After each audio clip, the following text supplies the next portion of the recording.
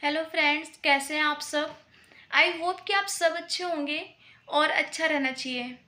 वैसे तो आप सबको पता है कि मैं ब्लॉग तभी बनाती हूँ जब कुछ नया देखती हूँ। तो रोज़ डेली हर किसी की वीडियो देखने की मेरे को टाइम नहीं मिलता है, तो स्क्रीन पर जो वीडियो जब आ जाती है तो मैं देख लेती हूँ।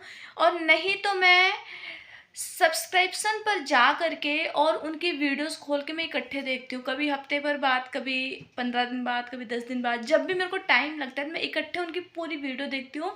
जहाँ तक मैं लाइक करके रखती हूँ वहाँ तक की मैं देखती हूँ। तो मैंने कल देखा एक वीडियो, बुरा मत मानिएगा, मैं वैसे आपकी लाइफ है, हमें उससे कोई मतलब नहीं है, लेकिन फिर भी एक सॉल्यूशन देती हूँ। ऐसी कोई समस्या नहीं है जिसका कोई समाधान नहीं है। और डिवोर्स जो है ना, वो हर समस्या का समाधान नहीं है। हाँ, ऐसा है कि अब जब ज़्यादा ही हदें पार हो चुकी हैं तो मजबूरी होती है इंसान की, लेकिन कोशिश यही करनी चाहिए कि डिवोर्स की नौबत ना आए। क्योंकि अक्सर ऐसा होता है कि हम इंसान को समझ नहीं पाते हैं, लेकिन अगर आप थोड़ा सा वक्त देंगे तो आप सामने वाले को समझ पाएंगे और सामने वाला आपको समझ पाएगा। कोई भी प्रॉब्लम्स ऐसी नहीं है जिसका कोई भी सॉल्यूशन नहीं है। आप हर प्रॉब्लम्स के सॉल्यूशन निकाल सकते हैं, बस थोड़ा सोच और समझ की ज़रूरत होती है। अब बात कहाँ तक पहुँची है ये तो हमें नहीं पता, लेकिन रिश्ते जो है ना, बहुत संभाल कर चलाए जाते हैं। हाँ, हो सकता है कि मैं आपके जितना टैलेंटेड ना हूँ, आपके जितना समझदार ना हूँ, आपके जितना पढ़ी लिखी ना हूँ, लेकिन बचपन से लेके अब तक रिश्ते मैंने सारे पढ़ लिए। जितने रिश्ते थे मैंने सारे अच्छे से पढ़े, और उसके बाद मैं आपको ये सॉल्यूशन देती हूँ कि बैठकर बात करिए। आप अपनी बात रखिए, वो अपनी बात रखेंगे, दोनों एक बार के लिए अपनी अपनी गलतियों को सामने रख कर, भूल कर, और उसका सॉल्यूशन निकाल सकते हैं। क्योंकि डिवोर्स जो है ना, वो सिर्फ पति पत्नी के बीच क्यों, माँ बेटे का झगड़ा होता है तो फिर समझौता हो जाता है, सुलझ जाता है, नाराज़गी ख़त्म हो जाती है। भाई भाई का झगड़ा होता है तो नाराज़गी ख़त्म हो जाती है। भाई बहन का झगड़ा होता है तो नाराज़गी ख़त्म हो जाती है। और फिर सारे जो ये फसाद की जड़ है, सारे जो ये डिवोर्स पेपर्स हैं, ये सिर्फ मियाँ बीवी के बीच ही क्यों आते हैं?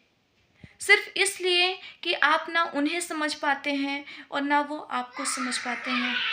हाँ, ये सच है कि आज का जो टाइम चल रहा है, एक टाइम था कि जब मेल डोमिनेट करता था फीमेल को, और लेकिन आज के टाइम क्या है कि आज फीमेल डोमिनेट कर रही है मेल को।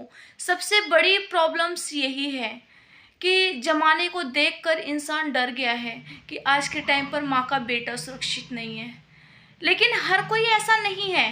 अक्सर ऐसा तब होता है जब इंसान अपने फैमिली के अगेंस्ट कोई काम करता है, तो क्योंकि परिवार को हमसे ज़्यादा पता होता है कि क्या हमारे लिए सही है और क्या गलत है।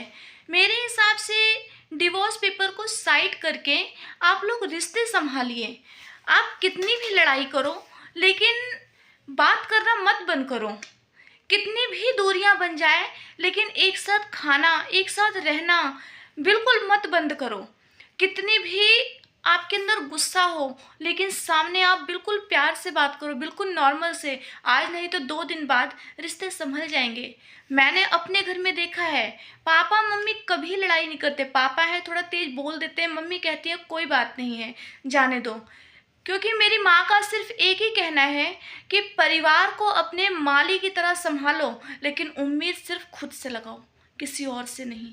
इसलिए परिवार को मोती की माला की तरह गूंथ कर रखो, और जो परिवार संभालता है और वो मालाओं की तरह उसे समेट कर रखता है, वही होता है अपने परिवार का विनर।